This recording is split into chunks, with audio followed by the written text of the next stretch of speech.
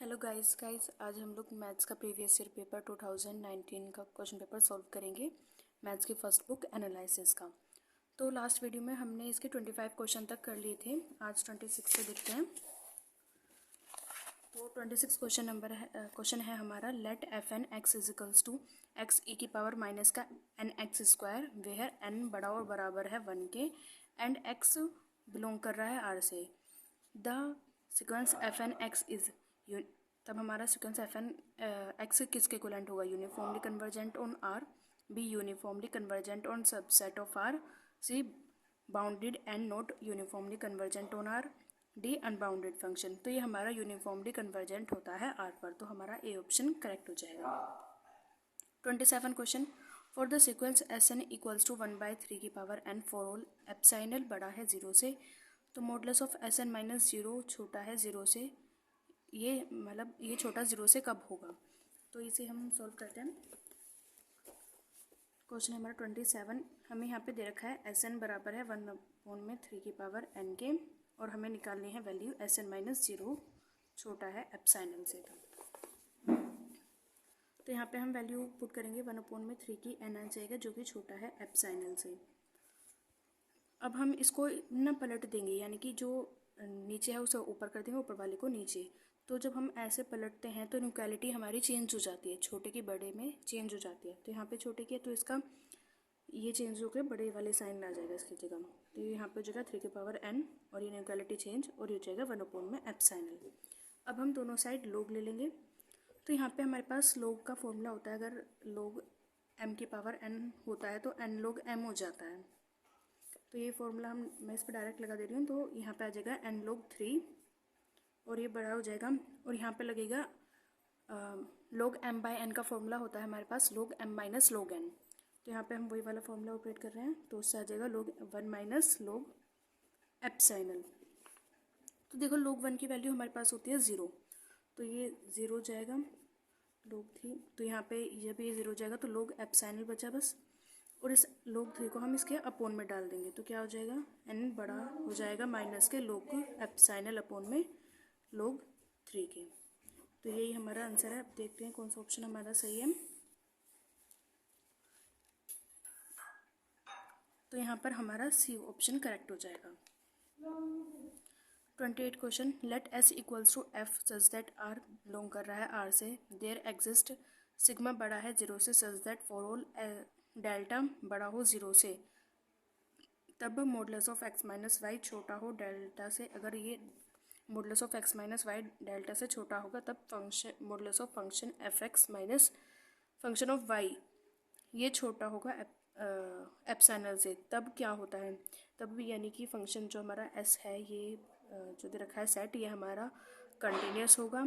Are से जब are content करेगा, इस पे हमारा फंक्शन यूनिफॉर्मली कंटिन्यूस होगा, बाउंडेड होगा या कांस्टेंट होगा। तो यहाँ पे हमारा फंक्शन बाउंडेड होगा। नेक्स्ट देखते हैं 29 क्वेश्चन। उससे पहले देखो यहाँ पे देखो बाउंडेड की जो सबसे इजी ट्रिक है हमारे पास देखने की, बाउंडेड है नहीं। तो देखो यहाँ पे हमें फंक्शन जो मॉडुलस फंक्शन है, ये हमने क्या रखा है कि इससे छोटा होगा, यानी कि बाउंड कर रखा है, इससे बड़ा हो ही नहीं सकता हमारी वैल्यू, तो हो गया है बाउंडेड। ऐसे हम हर सेट में कोई भी अगर हमारा क्वेश्चन है तो आप उसमें देख लेना, अगर कह रखा है कि बिलोंग कर रहा है सिर्फ एन से या रियल नंबर से या किसी भी इंटीजर से, तो वो अपने आप ही बाउंडेड फंक्शन हो जाता है। ठीक है। एक चीज़ और, जब आप क्वेश्चंस करेंगे तो कोई भी क्वेश्चन छोड़कर मत आना, क्योंकि नेगेटिव मार्किंग नहीं है, तो सारे क्वेश्चन अटैम्प्ट करना है, एक भी छोड़कर मत आना। ठीक है। 29 क्वेश्चन देखते हैं। Let f such that 0 to infinitive, हमें एफ फंक्शन दे रखा है इंटरवल 0 टू इन्फिनेटिव पर, ये बिलोंग कर रहा है R is uniformly continuous. R हमारे यहाँ पे यूनिफॉर्मली कंटिन्यूस है। देन अगर आर यूनिफॉर्मली कंटिन्यूस है तो अब इसमें से हमारा कौन सा ऑप्शन सही होगा? तो यहाँ पे हमारा बी ऑप्शन सही हो जाएगा। लिमिट जो होगी एफ एक्स, वो तो लिमिट एक्स टेंस टू 0 पे तो हमारे एग्जिस्ट करेगी, यानी कि ये लिमिट तो एग्जिस्ट करेगी इस फंक्शन में, लेकिन limit x tends to infinitive ये एग्जिस्ट नहीं करती इस फंक्शन में, जब हमारे पास इंटरवल ये दिया हो और आर यूनिफॉर्मली कंटिन्यूस हो। ये आप याद रखेंगे। बी ऑप्शन हमारे यहाँ पे करेक्ट है। 30, लेट बी यहाँ पे ये सबसेट है बी सबसेट आर, मैं पढ़ देती हूँ, बी सबसेट है आर का, let B subset R and every infinite subsequence in B has a subsequence which converges in B. The above statement is true.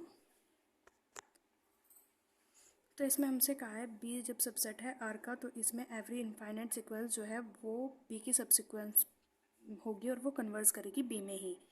तो इनमें से ऐसा कौन सा है कि जो सबसिक्वेंस अगर ले जाए B की, जो ये B है, अगर इसके हम सबसिक्वेंस लगे तो वो कन्वर्स कर जाए इस सेट के अंदर ही। इनमें से ऐसा ये आएगा, बी ऑप्शन हमारा करेक्ट हो जाएगा इसमें। 31 question, let S N be R real sequence such that S one बड़ा है 1 से एंड एस एन प्लस 1 ये बड़ा और बराबर है एस एन प्लस 1 से, देन विच इज़ ट्रू। तो इसे हम देखते हैं। इसमें हमसे कहा गया है एस वन की वैल्यू हमें 1 दे रखी है और हमसे कहा गया है कि अगर एस एन प्लस 1 बड़ा हो एस एन प्लस 1 से, तो इनमें से कौन सा स्टेटमेंट ट्रू होगा। The series summation S N minus two, ये एस एन माइनस टू है, यहाँ पे एन की पावर नहीं है, ये एस एन माइनस टू है। S N minus two diverse होगा, सीक्वेंस बाउंडेड होगी, या series S N minus two, यहाँ पे भी एस एन माइनस टू है, ये पावर में नहीं है, एस एन माइनस टू है, ये कन्वर्ज होगी, ये S N minus one converge होगी। तो देखते हैं इसे। 31 एस वन हमें दे रखा है, ये बड़ा और बराबर है 1 के, और एस एन प्लस 1 ये बड़ा है एस एन प्लस 1 से। तो यहाँ पे इस एस एन को हम इधर ले जाएंगे तो क्या आएगा, एस एन प्लस 1 माइनस का एस एन बड़ा है 1 से।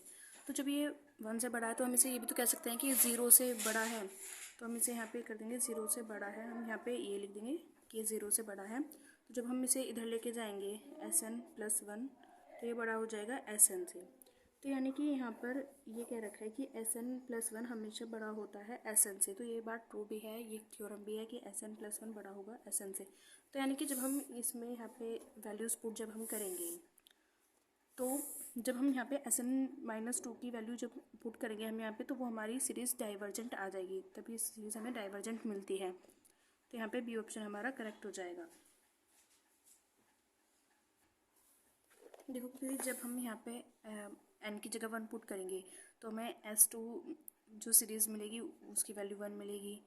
ऐसे जब हम करते जाएंगे एस एन माइनस टू जब हम यहाँ पे लाएंगे तो यहाँ पे एस एन माइनस टू हो जाएगा, सॉरी यहाँ पे एस एन माइनस टू होगा, तो यहाँ पे एक उससे कम डिजिट होती है, तो यानी कि यहाँ पे हो जाएगा एस एन माइनस 1 हो जाएगा।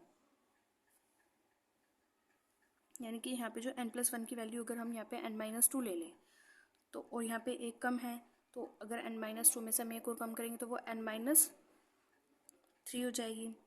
तो जब वो, तो ये बड़ी छोटी वैल्यूज़ आती हैं आपस में, तो जब हम वैल्यूज़ ऐसे रख के देखेंगे हमारे पास जो सीक्वेंस होगी तब ये डाइवर्स करती है, ठीक है। तो इसका ए ऑप्शन हमारे पास करेक्ट हो जाएगा। 32 देखते हैं, यहाँ पे दे रखा है S N equals to 2n upon में n plus 3 epsilon equals to 1/5 and limit S N equals to 2, then the using for all epsilon बड़ा है 0 से, एस एन माइनस एप्साइनल छोटा है l से, फॉर ऑल n बड़ा और बराबर है m की। तो हमें m की वैल्यू निकालनी है। तो पहले तो देखो यहाँ पे मिसप्रिंट है, यहाँ पे l यहाँ पर होगा और एप्साइनल यहाँ पर आएगा। तो इसे सॉल्व करके देखते हैं। हमें एस एन हमें दे रखा है 2n अपॉन में n प्लस 3 और एप्साइनल दे रखा है 1 अपॉन में 5, और लिमिट ऑफ एस एन दे रखी है हमें 2, यानी कि ये है l, और हमें वैल्यू फाइंड करनी है किसकी, एस एन माइनस एल, ये छोटा है एप्साइनल से। तो यहाँ पे हम वैल्यूज पुट करते हैं। इसकी वैल्यू 2n अपॉन में n प्लस 3, यहाँ पे l की वैल्यू है यहाँ पे 2 माइनस का 2, और ये एप्साइनल की है 1 अपॉन में 5। इसका एलसीएम लेंगे तो क्या आएगा, 2n माइनस का 2n माइनस का 6, n प्लस 3, और ये है 1/5 है, ये कैंसिल हो जाएगा। माइनस का है लेकिन मॉडुलस है इसलिए प्लस में आ जाएगा, तो 6 अपॉन में n प्लस 3 हो जाएगा, 1 अपॉन में 5। अब हम इसे पलट देंगे तो इनइक्वालिटी भी चेंज हो जाएगी, तो यहाँ पे हो जाएगा n अपॉन में 3 6, इनइक्वालिटी चेंज 5। इसको 6 को हम इधर लेके जाएंगे तो क्या आएगा 30, और यहाँ से n की वैल्यू जब हम निकालेंगे तो वो आ जाएगी 27। तो इसके अकॉर्डिंग जो हमारी n की वैल्यू होगी वो n से बड़ी ही 27 से बड़ी ही आएगी n की सारी वैल्यू। तो यहाँ पे n की वैल्यू हमारी क्या हो सकती है, 28, 29, 30, 31, कुछ भी हो सकती है, 31, यहाँ से इसके आगे कोई भी वैल्यू हो सकती है।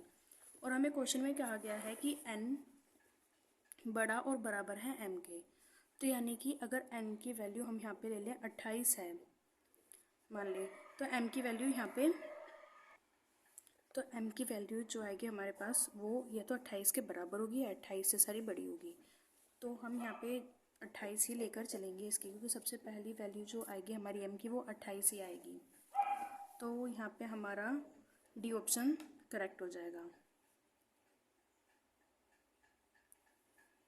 एक मिनट, डी नहीं बी ऑप्शन हमारा करेक्ट होगा। यहाँ पे m की वैल्यू 28 से छोटी छोटी ही होगी, क्योंकि यहाँ पे कह रखा है m की वैल्यू n से छोटी और बराबर है। 33 question, domain of sequence is always. Sequence का डोमेन हमेशा होता है सेट ऑफ रियल नंबर का सेट ऑफ इंटीजर का सेट ऑफ नेचुरल नंबर, या D all of the above. तो मैंने आपको ये लास्ट वीडियो में बताया था, ये याद रखना, जहाँ भी डोमेन वर्ड आ जाए ये हमेशा नेचुरल नंबर का ही सेट होता है। जहाँ भी आप डोमेन देखा जाए कि आपसे डोमेन पूछ रहा है, वहाँ आपको कुछ सोचना ही नहीं है, वहाँ पे direct set of natural number लगा देना है। ठीक है, नेक्स्ट पे चलते हैं, क्वेश्चन नंबर 34। तो देखो यहाँ पे जो 34 क्वेश्चन था इसमें काफ़ी मिसप्रिंट रखा था, मैंने डायरेक्ट सही कर दिया है। यहाँ पे देखो हमें ये रखा था, लेकिन ये हो ही नहीं सकता, यहाँ पे मिसप्रिंट काफ़ी था। यहाँ पे ये आएगा F Z equals to summation n equals to 2 to infinitive Z के पावर n log n। तो देखो एक चीज़ तो पहले मैं आपको डायरेक्ट याद करने के बता दूँ, अगर यहाँ पे log n दे रखा हो और n की वैल्यू 2 से इन्फिनेटिव हो, तब आपसे रेडियस पूछे चाहे डोमेन पूछे, वो 1 ही आएगा। लेकिन हम इसे सॉल्व करके भी देख लेते हैं ये कैसे होगा।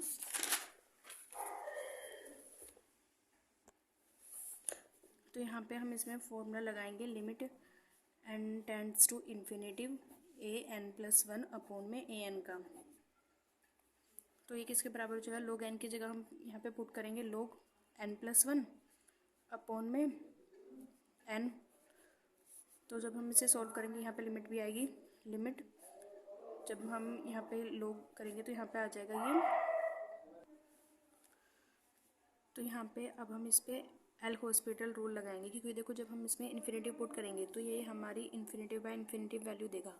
तो ऐसे में जब ऐसी सिचुएशन हो तो हम उसमें एल हॉस्पिटल रूल लगाते हैं, तो वो बराबर होता है, यहाँ लिमिट ऐसी आएगी तो ये आ जाएगा एल हॉस्पिटल रूल लगा के 1 अपॉन में n+1 और अपॉन में n की जगह 1 अपॉन में n। ये सबसे ऊपर चला जाएगा तो क्या आएगा यहाँ पे, लिमिट n अपॉन में n+1। यहाँ से हम n कॉमन ले लेंगे ऊपर नीचे से, तो यहाँ पे हो जाएगा हमारा क्या हो जाएगा, लिमिट n कॉमन लिए तो यहाँ पे 1 हो गया, और अपॉन में भी जब n कॉमन लिया तो 1+1/n, n से n कैंसिल, और जब यहाँ पे लिमिट हम पुट करेंगे तो 1/इन्फिनेटिव हो जाएगा, तो n की 0, तो यहाँ क्या बचा 1, तो 1 इसका आंसर हो जाएगा। इसका हो गया बी ऑप्शन करेक्ट। तो देखो ऐसे अगर हम डोमेन ऑफ कन्वर्जेंस निकालें तो उसके लिए हमारा ये फॉर्मूला उल्टा हो जाता है, तो 1/1 करेंगे तो वो भी 1 ही आएगा। तो यानी कि इसका रेडियस ऑफ कन्वर्जेंस और डोमेन ऑफ कन्वर्जेंस दोनों 1 ही होते हैं। 35 radius of convergence of power series. इस सीरीज़ की हमें दे रखी है सीरीज़, ये दे रखी है, इसकी रेडियस ऑफ कन्वर्जेंस पूछी है इसकी। तो देखो यहाँ पे हमें an तो हमें दे नहीं रखा, तो हम यहाँ पे an खुद सेलेक्ट कर लेंगे। जैसे सुना तो होगा अपने, जहाँ कुछ नहीं होता वहाँ वहाँ 1 होता है, वो जो कि हाइट होता है। तो यहाँ पे 1 हम लेट कर लेंगे और उसकी पावर n, मान लिया कि हमने यहाँ पे 1 है और उसकी पावर n है, तो हम उसमें फॉर्मूला जब रेडियस ऑफ कन्वर्जेंस का फॉर्मूला लगाएंगे, ये वाला लिमिट an की पावर मॉडुलस ऑफ 1/n, तो n की पावर 1/n हो जाएगा, 1 की पावर n पहले से और 1/n हो जाएगा, n से n कैंसिल, 1 बचेगा और 1 ये इसकी रेडियस ऑफ कन्वर्जेंस हो जाएगी। सी ऑप्शन यानी कि यहाँ पे करेक्ट है। 36 if f is holomorphic in an open neighbourhood of z0 belong करे सी से तब and summation f and z0 is absolutely convergent then. तो ये x, तो यहाँ पे आएगा हमारा C option, f can be extended to an entire function, x extend करता है एंटायर फंक्शन पर, सी ऑप्शन हमारा करेक्ट है यहाँ पर। 37 question which is not true, इनमें से कौन सा ट्रू नहीं है। तो देखो यहाँ पे जब हम n टेंड्स टू इन्फिनिटी यहाँ पे रखेंगे तो 1/∞ हो जाएगा, तो n की पावर यहाँ पे 0 आ जाएगी, और किसी की पावर अगर 0 होती है तो 1 के इक्विवेलेंट होता है, तो ये ऑप्शन हमारा गलत है। बाकी ये भी देख लेते हैं। यहाँ पे यही मैंने अभी आपको बताया, इन्फिनिटी हो जाएगा तो 0 हो जाएगा तो 1 आएगी वैल्यू। यहाँ पे भी 2/∞ हो जाएगा तो n की पावर 0 हो जाएगी और वो भी 1 के इक्विवेलेंट है, तो यहाँ पे हमारा बी ए ऑप्शन ही करेक्ट आएगा क्योंकि यही यहाँ पे रॉन्ग है। 38 विच इज़ नॉट ट्रू, इनमें से कौन सा ट्रू नहीं है? तो यहाँ पे फंक्शन दे रखा है, function F of X equals to sine 1/x, ये कंटिन्यूस है फॉर ऑल एक्स बड़ा हो 0 से। या फिर बी एफ एक्स बराबर साइन 1/x है, ये यूनिफॉर्मली कंटिन्यूस होगा जब x बड़ा होगा 0 से। सी साइन 1/x कंटिन्यूस होगा बट नॉट यूनिफॉर्मली कंटिन्यूस, ये कंटिन्यूस है पर यूनिफॉर्मली कंटिन्यूस होगा नहीं होगा जब x बिलोंग करेगा पॉजिटिव रियल नंबर से, तो यहाँ पे हमारा बी ऑप्शन करेक्ट है, ये यूनिफॉर्मली कंटिन्यूस नहीं होगा x जब बड़ा होगा 0 से। 39 let f and g are entire function, f और g यहाँ पे एंटायर फंक्शन है, and G X does not equals to 0, G Z यहाँ पे 0 के इक्विवेलेंट नहीं है फॉर ऑल जब g बिलोंग करता है c से। If models of function F Z छोटा हो g ऑफ z से, तब यहाँ पे देखो कह रखा है कि हमारी जो जी एक्स की वैल्यू है वो 0 के इक्विवेलेंट नहीं है, कभी नहीं हो सकती, और मोड की वजह से ये माइनस में भी कभी नहीं आएगी, तो यहाँ पे जो हमारे पास जी की वैल्यू मिलेगी वो हमेशा पॉजिटिव ही आएगी। और यहाँ पे कहा है कि एफ एक्स की वैल्यू जी एक्स से छोटी है, तो ये भी हमेशा पॉजिटिव ही आएगी, और क्योंकि छोटी है तो ये भी 0 के इक्विवेलेंट नहीं होगी कभी भी, तो यहाँ पे भी ये ऑप्शन हमारा करेक्ट हो जाएगा कि एफ जेड भी कभी 0 के इक्विवेलेंट नहीं होगा जब जेड बिलोंग करेगा सी से, ये option correct. 40 the function F Z C content in C belongs to C defined by F Z equals to E की पावर जेड प्लस 1/z, तो इसका हम इसे डायरेक्ट याद रखेंगे, ये देता है इसके इन्फाइनाइटली मैनी जीरोज, इसकी एक मिनट, इसके पास इन्फाइनाइटली जीरोज आते हैं जब हम इसे सॉल्व करेंगे, तो यहाँ पे डी ऑप्शन इसका करेक्ट है। 41 which is true for F X equals to X square sine 1 में X square belong for X belong कर रहा है -1 क्लोज इंटरवल -1 पर, तो इस पर हमारा फंक्शन हमें कंटिन्यूस मिलता है, ये ऑप्शन हमारा करेक्ट है यहाँ पे। Next 42 the radius of convergence of the power series summation N goes to infinitive log n -1 z की पावर -n, तो देखो ये क्वेश्चन बिल्कुल सेम यही है, 34 क्वेश्चन ये यार देखो काफ़ी आ भी रहे पे, ये बिल्कुल सेम यही है, मतलब यहाँ पे तो प्रिंट प्रिंट था, खैर यहाँ पे दिखता है, तो ये बिल्कुल सेम है, बस इसमें क्या कर रखा है -1 की पावर देखें, मतलब पलट रखी है डिजिट्स, तो इसका सॉल्यूशन बिल्कुल सेम ऐसे होगा जैसे इसमें क्या था, तो आप ये खुद कर लेंगे, इसका आंसर भी 1 ही आएगा, सी ऑप्शन यहाँ पे करेक्ट आएगा इसका, तो इसे आप खुद कर लेना। नेक्स्ट देखते हैं हम 43 domain of convergence of power series, इस पावर सीरीज का हमें डोमेन निकालना है, तो देखते हैं कैसे करेंगे। 43 हमें सीरीज दे रखी है यहाँ पे समीशन z प्लस का आइटा प्लस का 1 की पावर -n 2 आइटा, तो यहाँ पे पहले हम जो पावर में n है इसे हटाएंगे, तो इसके लिए हमारे पास फॉर्मूला होता है डोमेन ऑफ कन्वर्जेंस के लिए, ये बराबर होता है 1/n के, तो हम यहाँ पे जब ये लगाएंगे वाला फॉर्मूला इस पर ऑपरेट करेंगे तो -1 पावर रह जाएगी क्योंकि n कैंसिल हो जाएगा, तो यहाँ पे कर दिया यहाँ पे z है, z प्लस आइटा प्लस का 1, यहाँ पे समेशन नहीं देता, 2 आइटम और -1, तो ये जो टेस्ट है ये हमेशा हमारा छोटा होता है 1 से, तो इसको इक्विवेलेंट हम ये छोटा 1 से लेकर चलेंगे, तो क्योंकि यहाँ पे पावर -1 है तो ये डिजिट पलट जाएगी, तो ये क्या आएगा 2 आइटा अपॉन में z प्लस आइटा प्लस का 1, और ये छोटा होगा 1 से। अब की बार यहाँ पे हमारी इनइक्वालिटी क्यों चेंज नहीं हुई, क्योंकि यहाँ पे ऑलरेडी पावर 1 है, हमने यहाँ पे पलटा नहीं है, अब की बार यहाँ पे जो माइनस पावर 1 दे रखी है बस इसे सोल्व किया है, तो इनइक्वालिटी यहाँ पे चेंज नहीं होगी। अब भी इसको हम इधर ले जाएंगे तो ये आ जाएगा 2 आइटा छोटा हो जाएगा z प्लस आइटा प्लस 1 से, तब देखते हैं हमारा कौन सा ऑप्शन सही है। यहाँ पे हमारा सी ऑप्शन सही हो जाएगा, z प्लस 1 प्लस आइटा ये बड़ा है 2 से। 44 question the domain of sequence S N equals to -1 की पावर एन। तो देखो यहाँ पे जब हम ये वाला ही फॉर्मूला लगाएंगे तो एन से एन कैंसिल हो जाएगा। तो पहली बात तो यहाँ पे डोमेन कह दिया, इसे सोल्व करने की नीड ही नहीं है हमें। यहाँ पे डोमेन कह दिया तो ये हमें पूछा है कि सेट ऑफ नेचुरल नंबर हो जाएगा डोमेन। अभी बताया था ये डोमेन हमेशा सेट ऑफ नेचुरल नंबर होता है। Next 45, if F X equals to X for all X belong कर रहा है close interval 0 to 1 then L P F equals to. तब इसमें लोअर बाउंड क्या आएगी, लोअर इंटीग्रल क्या आएगा हमारा। तो उसके लिए देखते हैं, इसका थोड़ा सा लेंथी सॉल्यूशन है। तो जो हमारा ये फॉर्मूला होता है एल पी एफ का, ये हमारे पास होता है summation M R into delta X R. तो हम इसमें एम आर देखते हैं अभी, एम आर क्या होता है और डेल्टा एक्स आर क्या होता है। तो यहाँ पे डेल्टा एक्स आर पहले देखते हैं। डेल्टा एक्स आर हम यहाँ पे होता है जो हमें यहाँ पे पार्टीशन दे रखे हैं इनके बीच का डिफरेंस। तो देखो जब 1/3 में से 0 माइनस करेंगे तो 1/3 आएगा, 2/3 में से 1/3 माइनस करेंगे 1/3, और 1 में से 2/3 करेंगे तो 1/3 ही।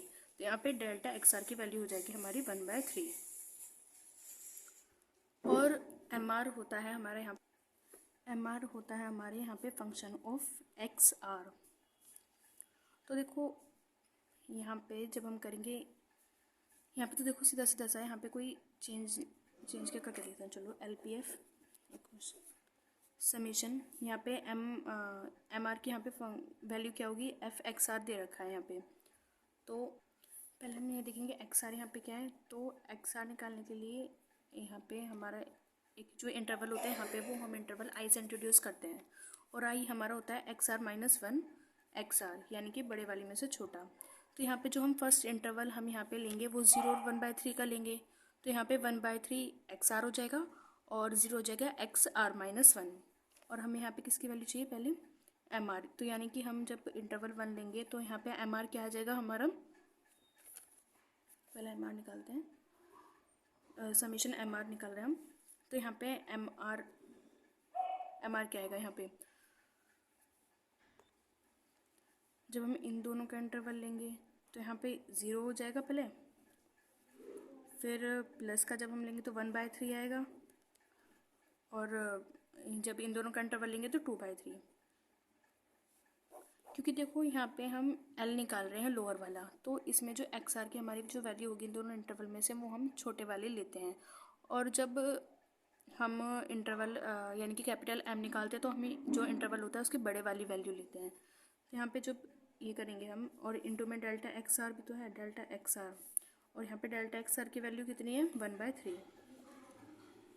तो अब हम इसे सोल्व करेंगे तो क्या आएगा, इसका एलसीएम लेंगे तो 3/3 हो जाएगा, तो वो तो आएगा 1, और 1/3 ऐसे ही।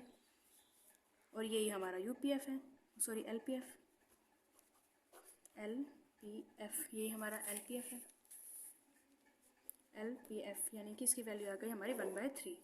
यानी कि सिंपल आपको ये याद रखना है, जो हमारा एलपीएफ की वैल्यू होती है वो summation small M delta R होती है, और यूपीएफ में यहाँ पे बस क्या चेंज होता है, यहाँ पे एम कैपिटल हो जाता है बस। ठीक है, तो 45 का हमारा आंसर हो जाएगा सी ऑप्शन यहाँ पे correct. 46 question, if F X equals to X square, X belong कर रहा है क्यू से, और एक्स क्यूब एक्स जब क्यू होगा रेशनल होगा तब हम एक्स स्क्वायर लेंगे, और जब एक्स आर -क्यू से होगा रेशनल यानी कि तो एक्स क्यूब लेंगे। तब हम इसी इंटीग्रल की वैल्यू निकालनी है। एक चीज़ और देखो, जब हमने यहाँ पे ये निकाला है एलपीएफ लोअर लिमिट, तो ये हमारा बराबर भी इसके भी बराबर होता है lower limit A to B के फंक्शन ऑफ एक्स के। और अगर यूपीएफ आ जाए तो वो बराबर हो जाएगा अपर बार बी ए के यूपीएफ। ठीक है, तो अब ये निकालना है, इसमें भी एक तरह से हमें ये मानो क्या, इसमें से भी हमसे एलपीएफ ही निकालने के लिए कहा है, लेकिन हमें यहाँ पे बस पार्टीशन ही देखा। लेकिन आप इसको इसकी तरह ही सोल्व करेंगे तो इसका आंसर हमारा डी ऑप्शन आएगा 31/12। तो डी ऑप्शन हमारे यहाँ पे करेक्ट हो जाएगा। 47, let F X be a function on 0 to 1 defined by F X equals to 1/2 and function हमें दे रखा है 1/2 = 0। तो यहाँ पे हमसे कहा गया है यहाँ पे fx 1/2 है, और अगर x की वैल्यू यहाँ पे 1/2 कर दी जाए तो वो 0 के इक्विवेलेंट होती है, और हमें इंटरवल क्या दे रखा है 0 to 1। देखो अभी जब हमने देखा था ये जो फॉर्मूले लगाए थे हमने अपर बार और लोअर बार के, तो इसमें सिर्फ डिफरेंस क्या था, कैपिटल M और स्मॉल m का, और वो कैपिटल M किसके बराबर था हमारा, small m function of F X R के। तो देखो यहाँ पे तो हमारे फंक्शन में कोई चेंज है ही नहीं, जो हम स्मॉल m के लिए एफ एक्स लेंगे वही हमें कैपिटल M के लिए लेना पड़ेगा सेम। तो यहाँ पे जो वैल्यू आएगी अपर इंटीग्रल की और लोअर इंटीग्रल की वो सेम आती है, तो यहाँ पे ए ऑप्शन हमारा करेक्ट हो जाएगा। आप ये देख लेना है, क्योंकि यहाँ पे फंक्शन में कोई चेंज नहीं है भाई। एक्स यहाँ पे मान लो एक्स से मल्टीप्लाई हो रही थी, डिवाइड होता या प्लस होता तो हमारा फंक्शन चेंज भी होता भाई। जीरो पहले जीरो पुट करके देखते, फिर 1 पुट करके देखते, अलग अलग वैल्यूज़ आती, उसके अकॉर्डिंग फिर हम सॉल्व करते उसे। लेकिन यहाँ पे तो एक्स है ही नहीं, तो कुछ चेंज ही नहीं होगा इस इंटरवल की वजह से, तो ये दोनों वैल्यू हमारी सेम आ जाएंगी, तो ए ऑप्शन यहाँ पे करेक्ट है।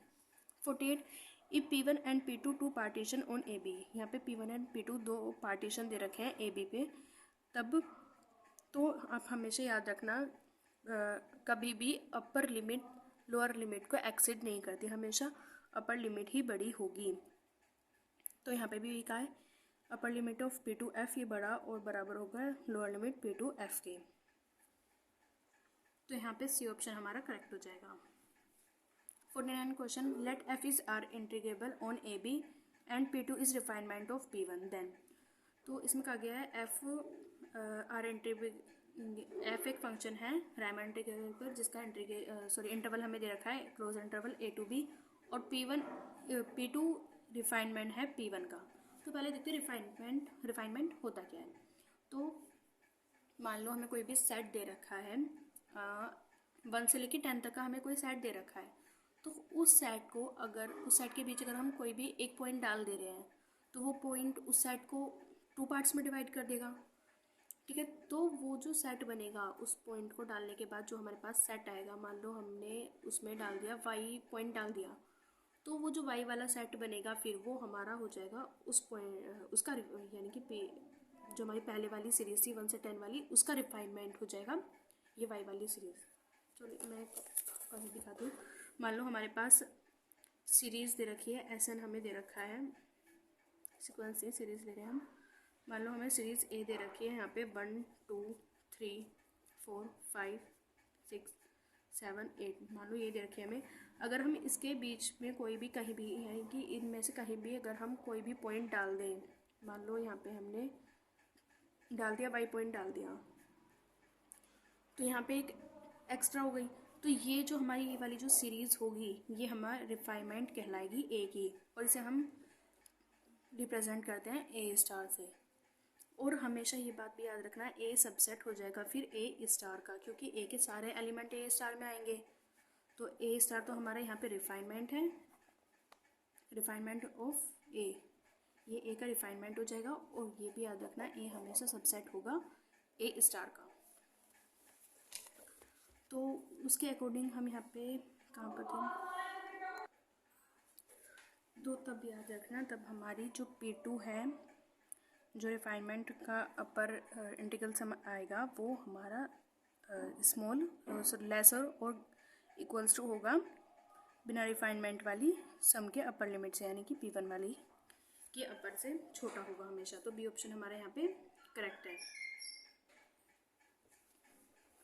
50 the solution of equation Sn-1 छोटा है एप्सिलॉन से। तो देखो इसकी वैल्यू जो Sn की हमें यहाँ पे वैल्यू निकालनी है, तो ये हमारी किसके बीच लाई करेगी, पहले तो ये हमारी जो Sn-1 की सीक्वेंस है ये हमारी लाई करेगी माइनस एप्सिलॉन से बड़ी होगी और एप्सिलॉन से छोटी।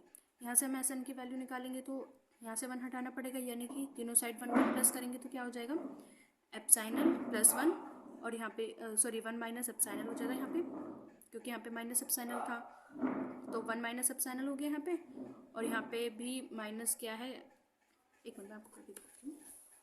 यहाँ पे हमें देखा है Sn-1 ये है एप्सिलॉन के बराबर, तो ये किसके बराबर हो जाएगी, माइनस एप्सिलॉन से बड़ी हो जाएगी ये और प्लस एप्सिलॉन से छोटी। अब यहाँ से हमें Sn की वैल्यू निकालनी है, तो तीनों में 1 प्लस कर देंगे हम, तो 1 माइनस एप्सिलॉन हो जाएगा यहाँ पे Sn, और यहाँ पे प्लस किया तो एप्सिलॉन एल प्लस 1, ये हमारा आंसर हो जाएगा करेक्ट। तो यहाँ पे कौन सा करेक्ट है, इसके अकॉर्डिंग हमारा डी ऑप्शन यहाँ पे करेक्ट हो जाएगा। 51 यहाँ पे देखा z-1 प्लस z-i इक्वलेंट है 10 के। तो यहाँ पे देखो हम क्या देखते हैं, यहाँ पे जो हमें वैल्यू दे रखी है और जो यहाँ पे वैल्यू देखी है, उन दोनों का सम अगर इस वैल्यू के बराबर आ जाता है तो वो रिप्रेजेंट करती है एक स्ट्रेट लाइन, या फिर स्ट्रेट लाइन बोल रही है लाइन। अगर यहाँ पे तो सिर्फ लाइन दे रखी है, अगर स्ट्रेट लाइन दी होती हम तो स्ट्रेट लाइन को ही टिक लगाते। तो ये रिप्रेजेंट करेगी, अगर इक्वल्स टू नहीं आएगी तो ये रिप्रेजेंट करेगी एक स्ट्रेट लाइन को, और अगर इक्वल्स टू आ जाती है तो ये एक इलिप्स को रिप्रेजेंट करती है। तो यहाँ पे तो जब यहाँ पे 1 है और यहाँ पे भी 1 है तो 1 + 1 क्या हो जाएगा 2। तो यहाँ पे तो 2 के 10 की इक्विवेलेंट नहीं आ रही वो, तो वो रिप्रेजेंट करेगी एक स्ट्रेट लाइन को। बस तो स्ट्रेट लाइन आएगा, लेकिन यहाँ पे स्ट्रेट लाइन दे नहीं रखा तो हम लाइन को टिक करेंगे। इलिप्स कब होती, अगर इन दोनों को प्लस करके 10 के इक्विवेलेंट आ जाता। नेक्स्ट क्वेश्चन, z = 5 यहाँ पे दे रखा है और हमसे पूछा है, ये सर्कल की इक्वेशन है। ये circle with origin at centre and radius 5 है। यहाँ पे सर्कल जो जा रहा है वो ओरिजिन पर है, सेंटर ऑफ ओरिजिन पे, और इसकी रेडियस 5 है। सी ये एक लाइन को रिप्रेजेंट करती है। D circle with radius 5 circle को रिप्रेजेंट करती है जिसकी रेडियस 5 है। तो देखो यहाँ पे जो हमारे पास सर्कल की इक्वेशन होती है वो होती है z - z0 = r। यहाँ पे r रेडियस होती है और यहाँ पर एक कोई पॉइंट है जिससे जो सर्कल की रेडियस है वो जाती है, ठीक है। तो इसके अकॉर्डिंग यहाँ पे तो z0 0 है, तो यानी कि जो हमारी सर्कल की इक्वेशन जो रेडियस जो जा रही है वो ओरिजिन से जा रही है, सेंटर ऑफ ओरिजिन। और यहाँ पे r कितना है 5, यानी कि रेडियस यहाँ पे 5 है। तो उसके अकॉर्डिंग हमारा बी ऑप्शन यहाँ पे करेक्ट हो जाएगा। इसमें बता रखा है रेडियस 5 है और यहाँ पे सेंटर ऑफ ओरिजिन यहाँ पे से जा रही है, यानी कि 0 से जा रही है। 53 क्वेश्चन, ये कट हो गया था, इसमें कुछ मिस प्रिंट था तो ये क्वेश्चन कैंसिल हो गया था। तो अब नेक्स्ट पे चलते हैं हम अपने 54 क्वेश्चन पे। यहाँ पे लिमिट दे रखी है n/n के फैक्टोरियल की पावर 1/n। तो इसे सॉल्व करते हैं हम। 54 तो इसको हम लिख सकते हैं भाई n की पावर n लिख दो, और क्योंकि 1/n भी अगर हम ले लें तो ये कैंसिल होके n ही रह जाएगा। तो यहाँ पे हमने n लिख लिया इसको, और फैक्टोरियल n की पावर यहाँ पे दे रखी है 1/n। तो यहाँ पे n/n हमने कर लिया था, तो हम इसको कैसे लिख सकते हैं, हम लिमिट n की पावर n अपॉन में फैक्टोरियल n और पूरे की पावर 1/n। अब हम इसमें फॉर्मूला लगा देंगे, वही जो भी बताया था। तो यहाँ पे हम फॉर्मूला लगाएंगे लिमिट an+1 अपॉन में an का। तो जब भी हम लगाएंगे तो an की जगह an+1 की वैल्यू हम यहाँ पे करेंगे तो क्या आएगा, n+1 की पावर n+1 और अपॉन में n+1 का फैक्टोरियल, और अपॉन में an की वैल्यू सब्स्टिट्यूट करेंगे तो क्या आएगा, यहाँ पे n की तो हमें दे रखी है तो ये हो जाएगा n की पावर n अपॉन में n का फैक्टोरियल। जब हम इसे सॉल्व करेंगे लिमिट को तो n+1 की पावर n इंटू n+1 हम इसे ऐसे भी लिख सकते हैं इसे, और n+1 का फैक्टोरियल चल रहा है, इसे अगर हम खोलेंगे तो n+1 इंटू n का फैक्टोरियल से लिख सकते हैं। ये इसके मल्टीप्लाई में आ जाएगा, n की पावर n हो गया, और ये सबसे ऊपर चला जाएगा, यानी कि n का फैक्टोरियल। n के फैक्टोरियल से n का फैक्टोरियल कैंसिल, इससे ये कैंसिल। यहाँ पे क्या बचा, लिमिट n+1 की पावर n और ओपन में n की पावर n। तो यहाँ से अगर हम n कॉमन लेंगे तो यहाँ पे क्या बचेगा, 1 + 1/n अपॉन में यहाँ पे n पावर भी है, और ओपन में n के n तो है, और ये बाहर आएगा तो यहाँ पे भी n से n ये कैंसिल हो जाएगा। तो यहाँ पे ये बचा, तो यहाँ पे जब हम लिमिट पुट करेंगे तो 1/∞ हो जाएगी, जो कि 1 ही आएगी हमारी, और 1/n यहाँ पे कैंसिल चल रहा है, n से n कैंसिल, 1/n तो 1/∞, जो कि 1/∞ 0 हो जाएगा, तो 1 आ गई हमारा आंसर। तो 54 का आंसर यहाँ, एक मिनट यहाँ पे गड़बड़ होगी, यहाँ पे हमें काटने की ज़रूरत ही नहीं है, n से n यहाँ पे कैंसिल कर दिया, लेकिन यहाँ पे तो हमारा फॉर्मूला बन गया। इस n को फिर सकते हैं लिमिट n की n 1 + 1/n की पावर n और यहाँ पे एन के एन चल रहा है, एन के एन से एन कैंसिल, और ये हमारा फॉर्मूला होता है ई की पावर एन का, सॉरी ई फॉर्मूला ही होता है ये ई की एन। तो यहाँ पे हमारा ए ऑप्शन करेक्ट हो जाएगा। नेक्स्ट देखते हैं 55 क्वेश्चन। इसमें भी हमें इसकी लिमिट की निकालनी है। तो इसे कैसे करेंगे, इसकी पावर दे रखी है माइनस का 1/n, तो ये अपॉन में आ जाएगी तो 1/n हो जाएगी। इसे हम पलट देंगे तो 1/n इसकी, तो मतलब यहाँ पे बस माइनस दे रखा है तो बस ये पलट के सेम ऐसे ही सोल्व होगा जैसे ये वाला हुआ था। बस इसमें भी an+1 अपॉन में n वाला फॉर्मूला लगा देना है। तो आप इसे खुद कर लेंगे। इसका आंसर आएगा 27, सी ऑप्शन इसका करेक्ट है। 56 द लिमिट पॉइंट, मैं ये ऐसे इसलिए नहीं करा रही हूँ, बाकी के जो 2 क्वेश्चन पेपर सॉल्व कराए हैं उसमें भी सेम यही क्वेश्चन कराया है, आप उसमें भी देख सकते हैं। और वरना बताया भी कि इसके जैसे ही सॉल्व होगा तो इसकी वैल्यू यहाँ पे 27 आ जाएगी। 56 next the limit point of a set A equals to X such that X equals to 1/r, R belong करता है नेचुरल नंबर से। भाई हमें इसका लिमिट पॉइंट बताना है जब आर बिलोंग कर रहा है नेचुरल नंबर से। तो एन के माइनस पावर इन्फिनेटिव रख सकते हैं, 1/इन्फिनेटिव करेंगे तो ये 0 के इक्विवेलेंट आ जाएगा, तो 0 इसका लिमिट पॉइंट हो जाएगा, यानी कि सी ऑप्शन यहाँ पे करेक्ट है। 57 यहाँ पे लिखा है 0 to 4 इंटीग्रल लिमिट 1 में x - 1 dx is an integral of A option रखा है ये हमारा इम्प्रॉपर इंटीग्रल है, B improper integral of first kind, C improper integral of second kind, D improper integral. तो मैंने आपको बताया था प्रॉपर इंटीग्रल क्या होता है कि जो हमारी लिमिट्स से रखे हैं फाइनाइट होनी चाहिए, और जो ये हमारा जो फंक्शन है ये बाउंडेड होना चाहिए।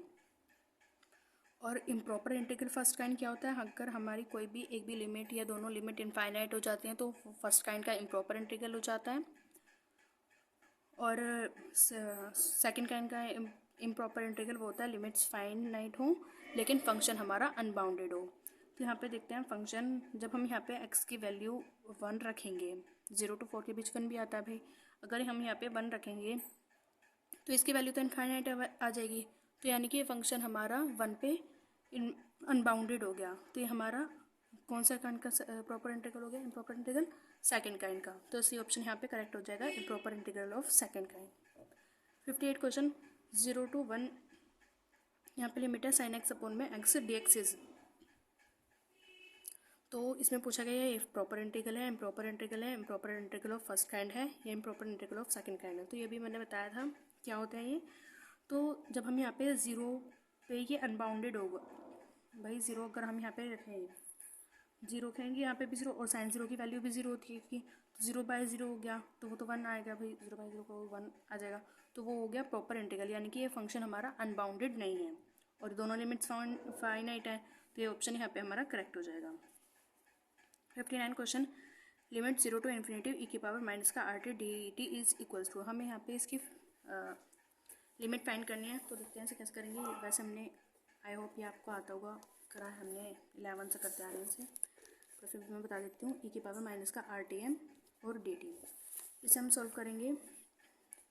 तो जब हम इसका इंटीग्रेशन करेंगे तो ई की पावर का ई की एक्स का इंटीग्रेशन ई की एक्स ही होता है, तो यहाँ पे तो माइनस का RT आ जाएगा, लेकिन हमने यहाँ पे x माना है इसको, तो इसका अपॉन में हम फिर से डिफरेंशियल करेंगे। इंटीग्रेशन का रूल होता है कि जैसे हम x मानते हैं उसका अपॉन में डिफरेंशियल करते हैं, तो माइनस का RT का t के रेस्पेक्ट में जब डिफरेंशियल करेंगे तो माइनस का r आ जाएगा और लिमिट आएगी 0 to इन्फिनेटिव। माइनस का 1/r को बाहर ले लेते हैं। यहाँ पे जब ये लिमिट पुट करेंगे तो भाई पहली बात तो ये ई की RT के बराबर है, RT है 0 to इन्फिनेटिव, और जब यहाँ पे हम लिमिट पुट करेंगे तो क्या आएगा 1 में ई की पावर इन्फिनेटिव माइनस का 1 में ई की पावर 0। तो ई की पावर इन्फिनेटिव इनफाइनाइट के बराबर ही होती है, और ई की पावर 0 यानी किसकी पावर 0 होती है तो 1 के इक्विवेलेंट होती है, यहाँ पे 1 ही आ जाएगा, 1/इन्फिनेटिव 0 हो गया, ये वाला माइनस प्लस हो जाएगा और फिर आ जाएगा प्लस का 1/r, यही हमारा आंसर है। तो यहाँ पे हमारा बी ऑप्शन करेक्ट हो जाएगा। 60 question minus infinitive to infinitive E की एक्स dx इज, तो देखो यहाँ पे हमारी दोनों लिमिट इनफाइनाइट हैं। ई की एक्स का जब हम इंटीग्रेशन करेंगे तो वो ई की एक्स ही आएगा, तो ई की इन्फिनेटिव भी वही हो जाएगा, इनफाइनाइट और इनफाइनाइट पे हमेशा डाइवर्जेंट होता है, तो बी ऑप्शन हमारा करेक्ट हो जाएगा। तो आप ये देख भी सकते हैं, अगर हमारी दोनों लिमिट इनफाइनाइट हो तो वो हमेशा डाइवर्जेंट ही होता है, फंक्शन चाहे कोई भी हो। और दूसरी चीज़ जो हमें याद रखनी है, ये कौन से काइंड का प्रॉपर इंटीग्रल है, इम्प्रॉपर इंटीग्रल, ये हमारा फर्स्ट काइंड का, क्योंकि यहाँ पे दोनों लिमिट ही हमारी इनफाइनाइट है, और अगर कोई एक भी इनफाइनाइट भी होती तब ये हमारा फर्स्ट काइंड का इम्प्रॉपर इंटीग्रल होता है। तो आज के लिए हम इतना ही रखते हैं, बाकी के क्वेश्चन नेक्स्ट वीडियो में करेंगे। अगर वीडियो अच्छी लगी तो वीडियो को लाइक करो, शेयर करो और चैनल को सब्सक्राइब करके बेल आइकन जरूर प्रेस कर देना। एक चीज़ और, इसकी जो प्रीवियस वीडियो है यानी कि फर्स्ट पार्ट है, वो मैं आपको डिस्क्रिप्शन में मेंशन कर दूँगी। और 2020 और 2021 और 2019-20 का ये दोनों पेपर की प्लेलिस्ट भी आपके डिस्क्रिप्शन में मिल जाएगी, तो आप वहाँ जाके इसे देख सकते हैं। तो बाय, अगर वीडियो अच्छी लगी तो लाइक करना मत भूलना। तो बाय गाइस, बाकी हम नेक्स्ट वीडियो में देखेंगे इसके आगे के क्वेश्चंस।